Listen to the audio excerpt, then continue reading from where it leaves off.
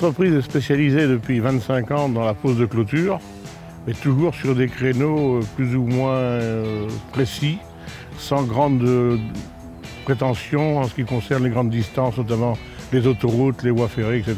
Disons qu'on a commencé par faire des terrains de tennis, des terrains de foot, et on a fait des zones industrielles, on a travaillé pour des sites classés Céveso.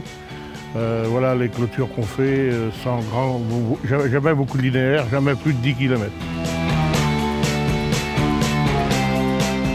Aujourd'hui, donc, on est sur la ligne LGV et on entoure tout ce qui est le domaine électrique, c'est-à-dire tous les transformateurs, où il y a bien sûr des grandes longueurs, là, sur 4 gros sites, et le reste, c'est des petits sites. En tout, il y a 31 sites. Oui, c'est un gros marché parce que ça a doublé le chiffre d'affaires de l'entreprise, ce qui fait que depuis 2 ans, l'entreprise augmente son chiffre d'affaires de 60% par an.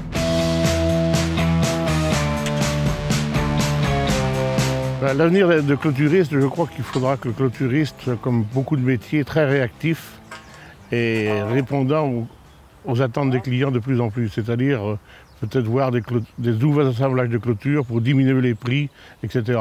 Je pense que c'est surtout la réactivité qui fera l'avenir du métier de clôturiste. Nous, jusqu'ici, on n'a pas trop à se plaindre.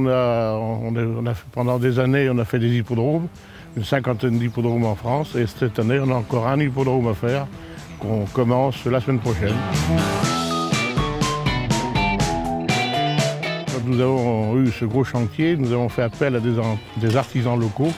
Et l'objectif, c'était de faire fabriquer français, mais surtout local. Et effectivement, nous avons réussi en partie, étant donné que l'acier ne peut plus se trouver en France.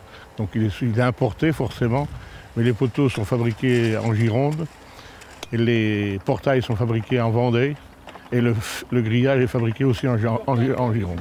C'est important pour nous parce qu'en cas de panne et tout ça, on est content d'avoir de la proximité, de la réactivité. Donc l'entreprise a innové au niveau technique, étant donné qu'on a fait évoluer une trancheuse, qu'on a mis au point une dérouleuse de grillage.